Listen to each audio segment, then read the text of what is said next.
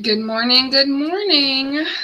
Welcome back. It is, every time I say it's Friday again, I'm like, yo, it's Friday again? What?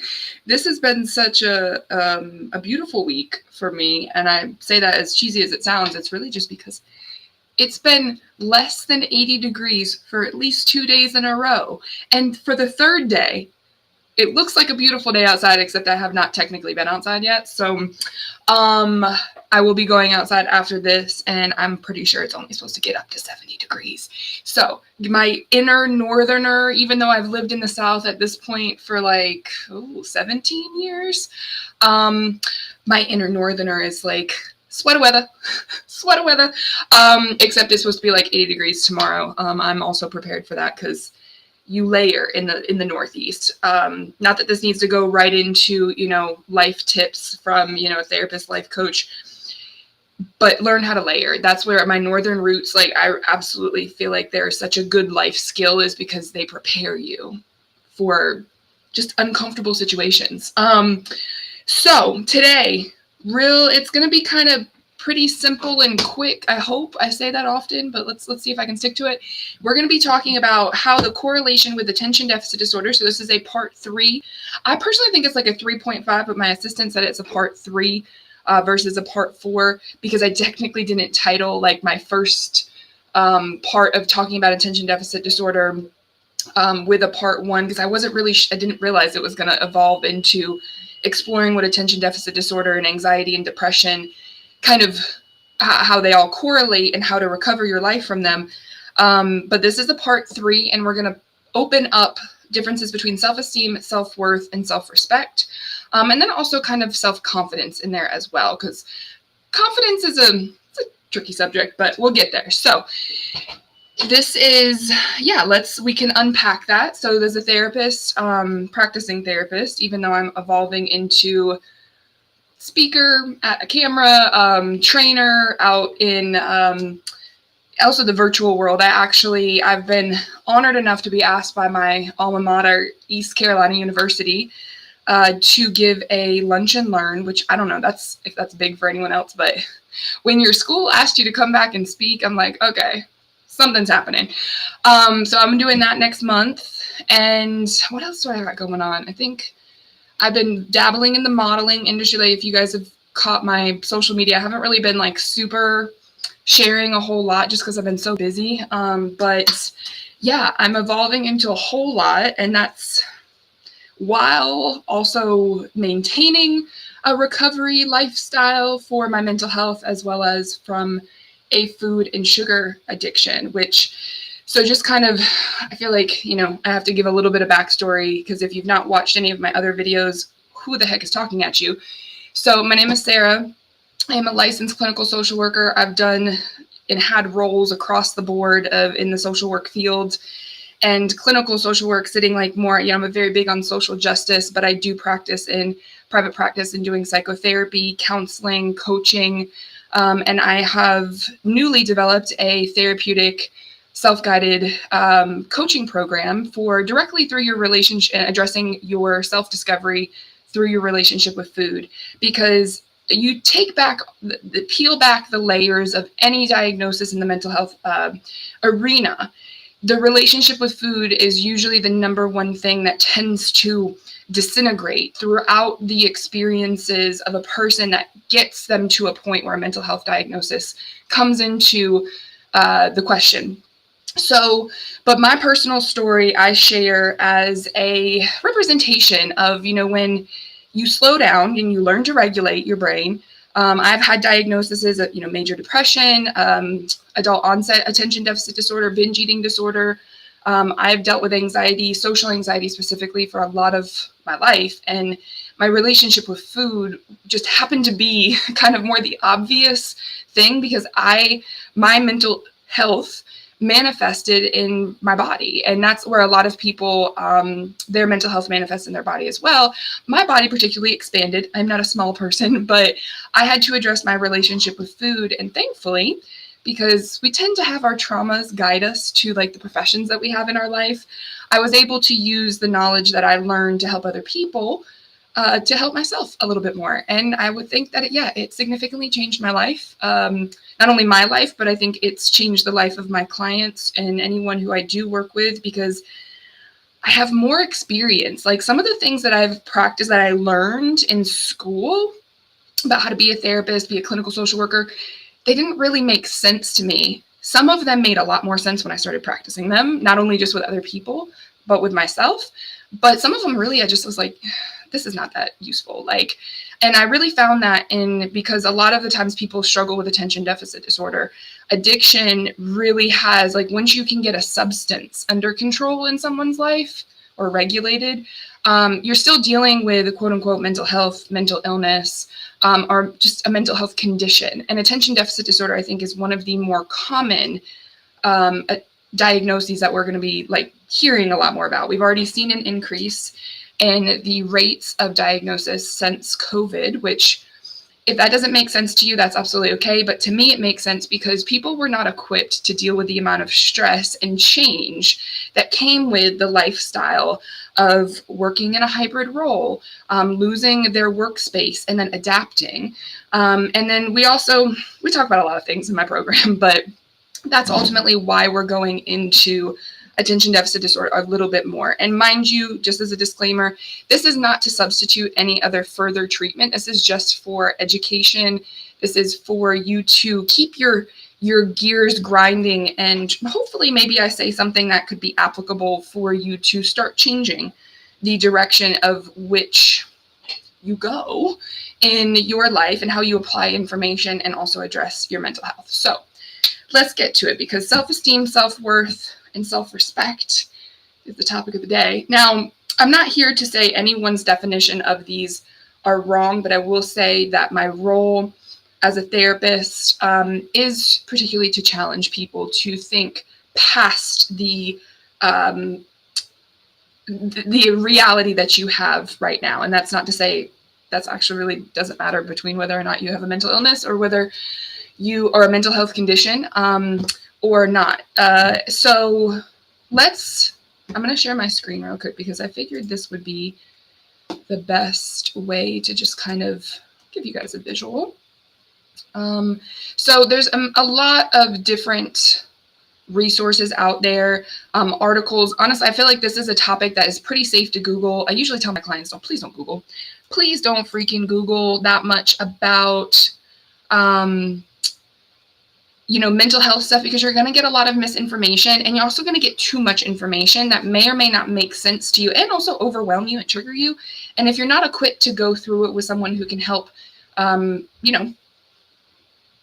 organize it for you, then it may not actually be that helpful. And it can actually limit the openness that you have to seeking out a professional to help you make sense of it.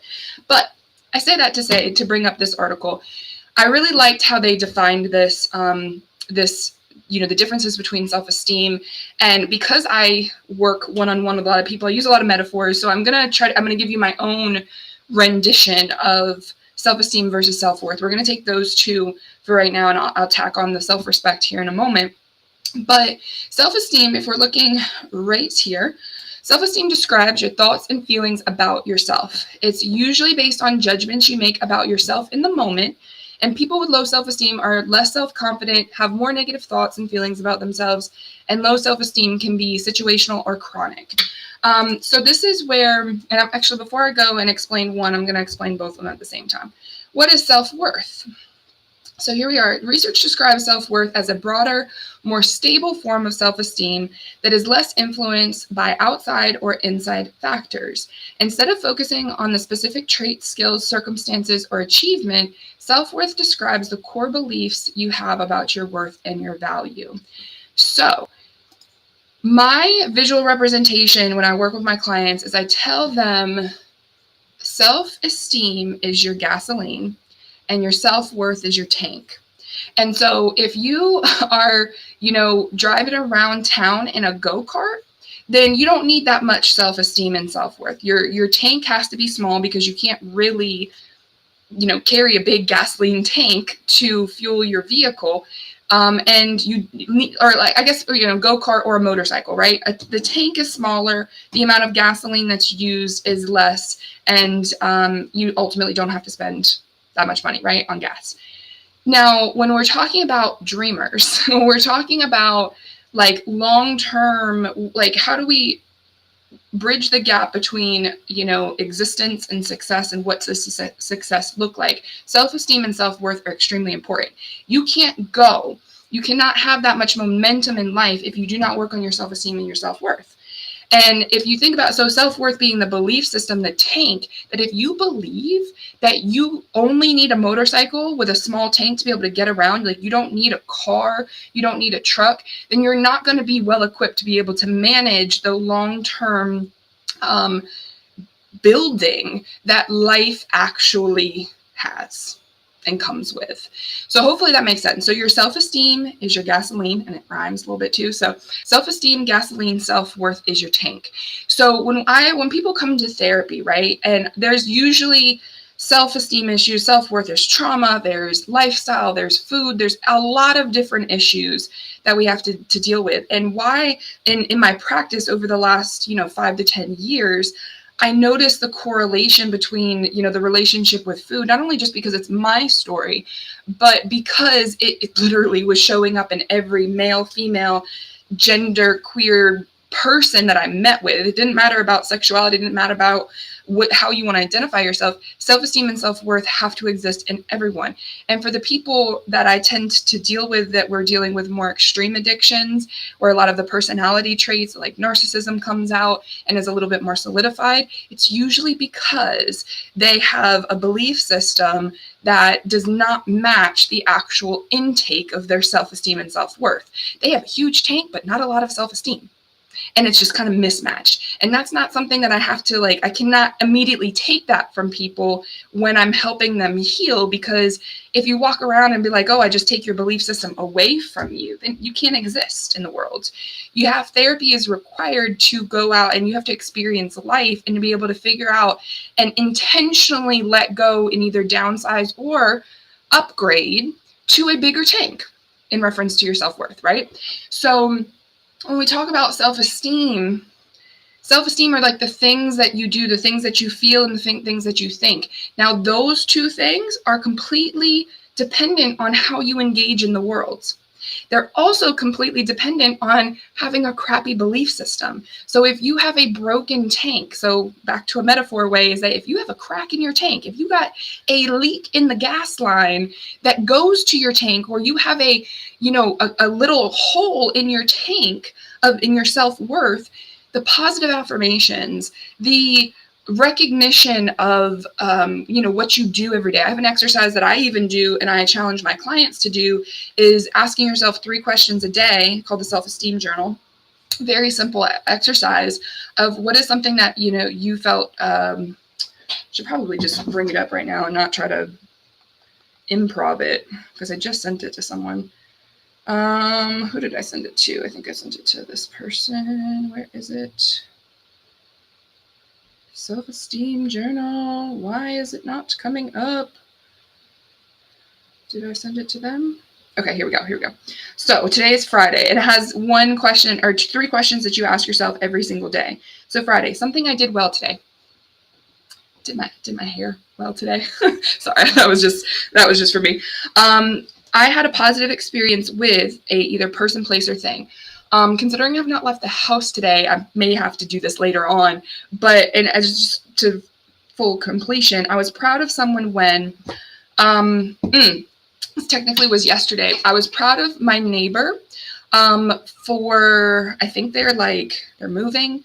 It's a couple, and I came in from a class that I was taking last night, and they were standing, or the man was standing out there, and the dog, and I'm proud of him being able to get his dog, because he made a statement about I got custody of my baby. Now he also has a child, but that's another topic. But I don't think men are not meant to be alone. People are not meant to be alone. Men especially, though, they need a companion. So if the child is more likely to go with the mother during a breakup, and that's okay. But I am proud that he advocated for keeping the dog.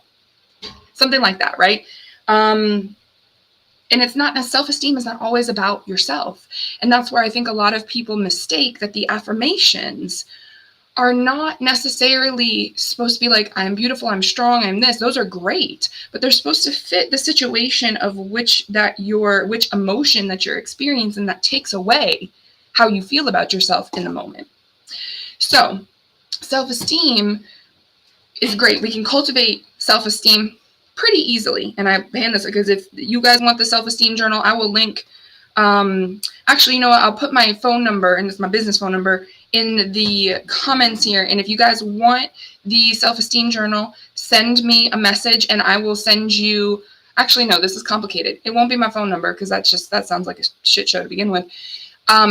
Leave a comment and on this post, and I will DM you the self-esteem journal worksheet. I said text message before just because I do text it to my clients. But it's a quick PDF, 3 questions a day. Ask yourself. You can cultivate self-esteem. Comma, but if you're in a position where your self-worth is, your tank is cracked, it is broken. So this is pretty common to be expected at the beginning of therapy, when you may have been doing the best that you can, which is absolutely enough. But if you're feeling the weight of the world, if you're not stable, if you're not understanding yourself, then there's probably an internal belief system issue. And if I'm going to get a little bit confident, I would say that this is definitely an American issue. We have a belief system issue in this country. I'm not going to speak about any other country because I'm not from there. I am from America. But from my experience, we have a belief system issue, and that has nothing to do with politics. It correlates with politics, but it has nothing to do. We have a self-esteem and self-worth issue in this country that we do not know how to connect the ideology of it being what actually we contribute to society. Each person, how they show up for themselves is how they show up for the economy. And a lot of that comes from old generations. And this is why, old generations, you feel like, why does everyone need therapy? I just got through it. Yeah, good for you. You struggled through, but no one was teaching you how to break the generational patterns that leaves wealth for people that has nothing to do with money. Wealth and money are 2 different things. Wealth and riches are 2 different things as well. But when we talk about what is generational wealth, I think it looks different for every family, but as a representation, I'll use my story. My mom just being able to find a peaceful place that she wants to settle and downsize, go through and organize her will. So I don't have to do that. She watched her parents as they passed not have any of that organized to an extent, and it caused strain on the family. She has lost relationships in having to focus on caring for her parents' estate afterwards. Thank you, Mom, for forgiving me for even sharing that story. Hopefully, she's a very private person. She hates when I talk about her, but that is generational wealth. Being able to give your children less mess. It has nothing to do with, could a life insurance policy help? Yeah. But if you can't get a life insurance policy, 1, let me know, because they're actually quite manageable. But if you can't do that, that's fine. But go and organize and downsize your stuff. It doesn't have to be that you have to give your children plots of land and an estate and a house and all that. But because we have a self-worth tank issue, we have distorted how much we actually need to be healthy and to be wealthy, right? So it's a little bit soapbox, so thank you for humoring me there. But when we go back to that difference between self-esteem and self-worth, if we have the affirmations, we have the cultivation of knowing that we think well about ourselves and we feel good about ourselves, but we're pouring that back into a tank that is not able to contain what it is that we're cultivating, then that's where we start to see issues with attention deficit disorder. We start to see stress cultivate out of that, because it's like, what the heck? I just put gas in the tank. Why do I have no gas? Someone's stealing from me. There's blame. Someone took my gas. There is not taking a look at what's actually the issue. You're losing gas, self-esteem, because you have a crack in your tank or your gas line, self-worth. So that is hopefully, I guess maybe let me be a little bit clear. What does this have to do with attention deficit disorder? Well, and if you looked back in my other part 1 and part 2, we talk about one of the biggest issues with attention deficit disorder is that most people who struggle with that disorder come from families where you did not have responsibility for your own existence. You did not have as much reinforcement of your own emotions. You did not have as much autonomy to be able to identify your own feelings, because maybe you grew up with a parent who was dealt with mental illness themselves, and you had to care for them. You had to create safety the best way you could, which was being attentive to everyone else. Then you have some situations where you grow up in an unstable home, you go into the foster care system, you don't have any, or I'm not going to say you don't have any model, because there's a lot of people who had really crappy upbringings, but were able to meet just one person who believed in them, who helped them reinforce their tank and fix their tank so that the things that they were doing to feel good about themselves actually stayed. So I wouldn't say we have a self-esteem issue. I would say we more have a self-worth issue in this country, the belief system of why it's important to make sure that we have a secure tank so the leaks are fixed. We also need to make sure that we have a big enough tank that matches where we are in life. And this is important because I think there's some people who are just born that are naturally like more dreamers, but maybe that is because of the upbringing and maybe more positive affirmation and more emotional maturity. I don't actually really know exactly the cause, but is that they don't always have a sustainable support system for their tank, self-worth. They have the self-esteem down, but they form a very fragile sense of self. And that a lot of the times is because they have a very large tank. They've built up a lot of positive affirmation and belief about themselves, but it's a little bit too heavy to carry long term. It's going to create stress. Now, that's metaphorical speaking that I'm talking to you, but it is quite similar to how the brain responds to if you have maladaptive neural pathways and you are not incorporating your own emotions and existence in how you grow as a person, and you start to lose relationships and you don't have a secure sense of self, then that is going to ultimately, like if you're driving down the road, your tank's going to fly off. So that it's not a secure identity. And that's where self-confidence starts to come in, is that when you have confidence without being tethered to your values, without being tethered to your emotions, without being, is there anything else that I want to include? Honestly, just a belief system that is majority more of a, there's this, so I use these affirmation cards, and there's a card that says positive thinking that is really more, it's about a garden of your thoughts. If your thoughts aren't able to be challenged, if you don't have the ability to do that thought reframing and those coping skills and learn how to regulate, then your self-confidence is going to be very fragile. And I actually, if we just break for a personal story real quick. So this is how I viewed myself. I grew up, I'm tall, I'm blonde, I'm pretty, I look, whatever. I've had people tell me, oh, you have such a pretty face your whole life.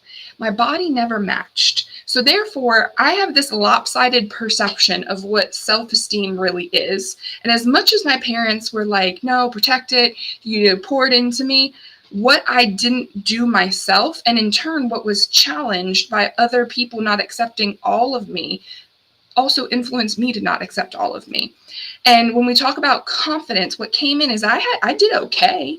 I was, like, I'm the big girl. I just owned it. I owned my identity as I'm the big girl. I can still look good and it doesn't matter. And that body positivity was something I was forced to do from a young age. Now, the problem that I have with body positivity is that it can get toxic very quickly. We're reinforcing potentially unhealthy methods of being confident with ourselves because out of survival, we have had to adapt to be and look confident. But really what I was doing was masking. I was like, haha, thank you. And versus being like, oh, you know what, that's such a kind compliment, but maybe including my body in that could have been helpful as well.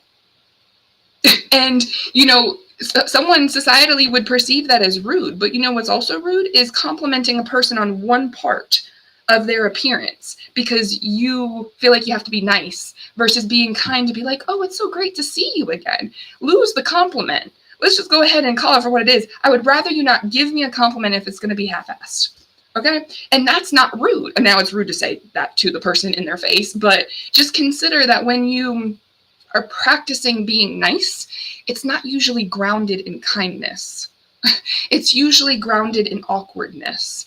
And that in itself creates, so kind of going back to my soapbox of my own personal story as a representation, this is what I call pseudo-confidence, is that it's very eggshell-like. So it correlates very well when we're talking about when you interact with people in a relationship, friendship, romantic, platonic, whatever the case may be, is that people's eggshells, their emotions or their reactivity to certain things, start to become something you navigate, and it's usually because their self-confidence is very fragile.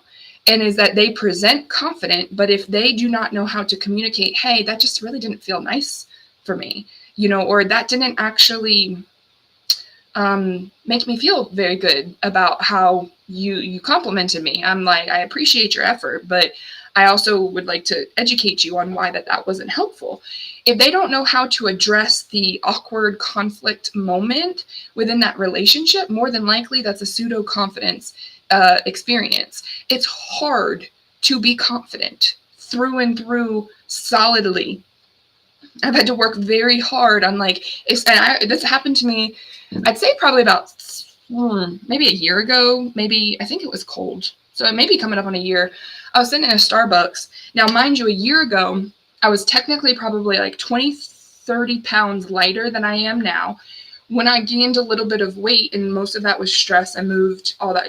Anyways, point being, I was sitting in a Starbucks, and this woman, I was, doing my work, and I get up to leave, and I'm packing up my stuff, and this woman who I had seen her when she walked in, she was older, probably, I'd say she's probably like late 50s, 60s.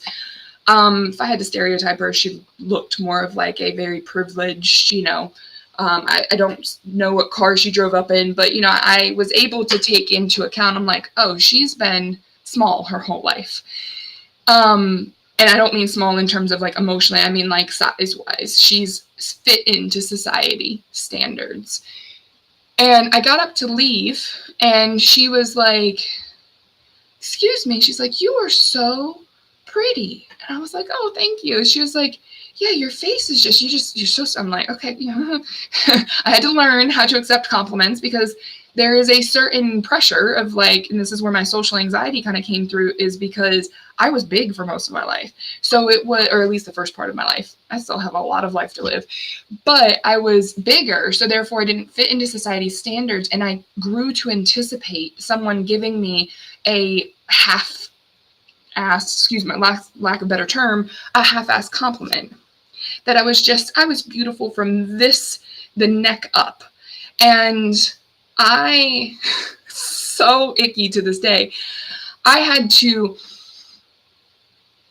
She did it again, even though I was, and mind you, I was probably, like I said, 20, 30 pounds lighter. I can't even say I looked that much different, but maybe, yes, I was probably like, yeah, anyways, she went for yeah, you have such a pretty face. Do you model? And I was like, fine. This was before I even, branched out into modeling. And I was like, no, I've been told a lot that I should. I said, but honestly, for being a plus size model, I'm still not quite widely accepted. Now, I didn't say it like that, but I did make a slight emphasis on, because you can correct people without having to confront people. And that's the master of communication, but I teach communication a lot for, a living. So it is very important that if I want to be a confident being and not just a pretty face that's confident in what I look like, that I have to do the work on knowing that, one, she didn't take anything from me. She triggered me. Because my triggers never go away. They just tell me like, sensitive subject here. This is, pay attention, right? And so because she did not take anything from me, I was able to give her back an education lesson about, yeah, actually I do a lot of good mentoring, or, like mentoring around the relationship with food and helping people recover their life from, disordered eating, as well as addiction recovery. And yeah, I'm a therapist. And she honestly shut up after that. And that's where, I'm not going to lie, where I get my self-esteem now is standing in the confidence that I know I am able to teach people how to redirect their belief systems.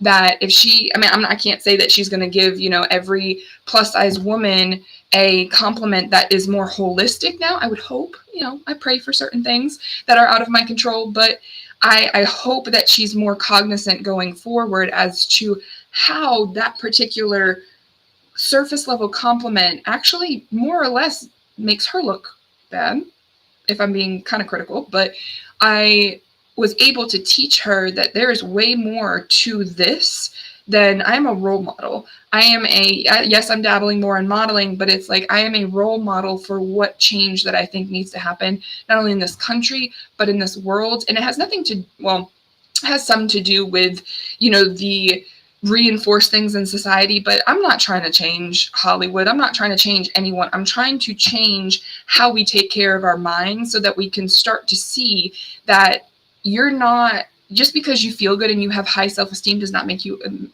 not actually make it automatically passed on to whether it's your child, the next generation, or the people that you talk to. I don't know if this woman had low self-esteem. I actually think she was probably pretty high self-esteem and high self-worth, but built on the perspective of her fitting into society a little bit more. She did end up telling me that she was a nutritionist and a healthcare educator as well. So there was, similarities, and I didn't flat out correct her, which I am capable of doing, but it was Starbucks, y'all. Like, this was not, and this was, a personal issue. If it was more of like a serious issue of, her saying something that's racist or just completely biased and prejudiced towards even fat people or big people, then I would have been like, all right, do you have a moment? Because I got something to say. So that's just one story of, that even with, this change of me taking care of my mind, me figuring out who I wanted to be a little bit more intentionally in the world, practicing what I preach, losing the weight, whatever it is that you want to call it. This was actually the self-esteem, self-worth is what helps attention deficit disorder. If you do the other underlying learning in those life skills learning, and why it's important, because when we harbor, I may have strayed from this particular point earlier, how it correlates back with attention deficit disorder is that our experience of emotion tends to be the first and foremost distraction that sends us off into a neural pathway of self-sabotage. And we don't boost up the source of where the new system, the new tank gets its fuel, the new, you're not creating a new, this is where metaphors do have a limit to them, but you're not creating a new tank specifically because you control how it is that you reinforce your self-worth, because it's all in your head. It's all in your head, right? It is in your head. It just takes a lot of work. You do that in other ways. Mind you, like journaling, and it takes practice. You do it sometimes really just thought practicing and thought reframing.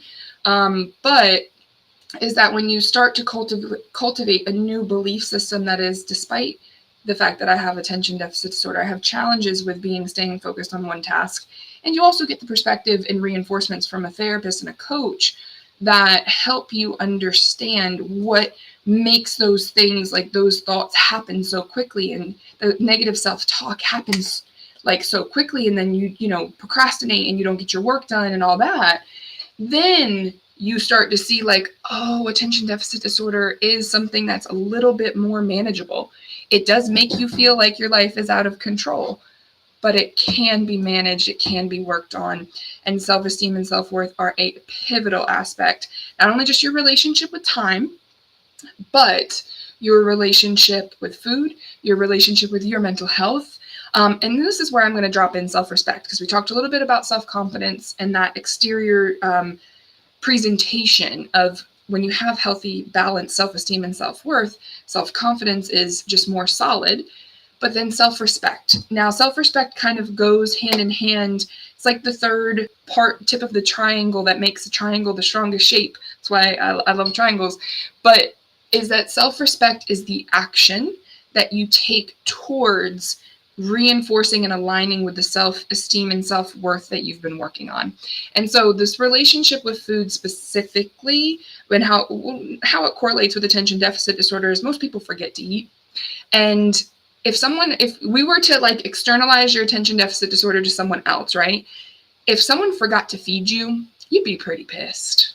You'd be hungry. If it were someone else's responsibility to nourish yourself, this is where self-respect starts to come in and be that reinforcement to the triangle and the triad of self-worth, self-esteem, and self-respect, is because it's the action that you are intentional about to reinforce the self-esteem and self-worth work that you've been doing. So your self-esteem is your gasoline, your self-worth is your gas tank, and your self-respect is the gas pump, I guess. So it is the action that you take to bring it all together. And it's not going to be perfect. I forgot to eat yesterday, and I was like sitting in this class, and I'm like, oh, I'm so hungry. Why can't I pay attention? I'm like, oh, because I forgot to eat lunch. So that's where the relationship with time, I got myself into a little bit of a busy, lopsided week this week, that my relationship with time, even though everything is kind of planned out for me on my schedule, is that it's difficult to keep up with that. And I consider that self-respect to really address my relationship with time, let alone the relationship with food. And that is how self-esteem, self-worth, and self-respect correlate with attention deficit disorder. So you've got to consider the internal system of how you fuel your life, not only just with food, but with your emotions, because your emotions fuel everything that we do and your experience, and food is the other source of fuel. That when you put those two things together, and that's why, maybe I'm a little bit not relatable to some people, and if your relationship with food is strong, that's great, but most people in America have a crappy relationship with food because we're all just trying to do these yo-yo diets. We're all just trying to go into keto. We're trying to drop the weight, and we're not building a sustainable lifestyle that actually works to manage your mental health in that. Because when you cut out carbs, guess what? You can be kind of angry, and you're gonna have to figure out how to cope with anger and make sure that the people around you don't just be like, you know what, I'm done because you're angry. And then if you're a woman, on top of that, then you got this cycle every 3 weeks that influences. It's a lot, y'all. It's a lot. So this is why when you talk about, actually yesterday was World Mental Health Day, and if we're talking about self-esteem, it crossed my mind to be like, oh my gosh, I should have been more prepared to post something on World Mental Health Day. I'm a mental health provider. I had to have a conversation with myself, and I said, I am not prioritizing posting on social media right now because it's not really, I'm doing more work in the community, and I'm cool with that. And I post it. I literally am a representation of mental health every single day. So as much as I love all the influencers and them prioritizing their mental health posts and their stories. So please keep doing that. However, I, as a part of my self-esteem, know that I am cultivating mental health awareness every single day and everything I do to help people build that lifestyle, because that is ultimately my belief system and what things are changing in our society and in our world. And we have to start seeing brain health as the primary, because your physical health is really dependent on your brain. So if you want any more of those resources, feel free to reach out. I will tag so if you want the self-esteem journal that I give to my clients and practicing those 3 questions a day that are not just affirmations, because as much as I love affirmations, I love them in a card form and not just an I statement form. Comment in the below and I will send you the self-esteem journal worksheet. And yeah, I hope you guys have a good rest of your day and hope you enjoyed my breakdown of attention deficit disorder and the importance of self-esteem, self-worth, and self-respect.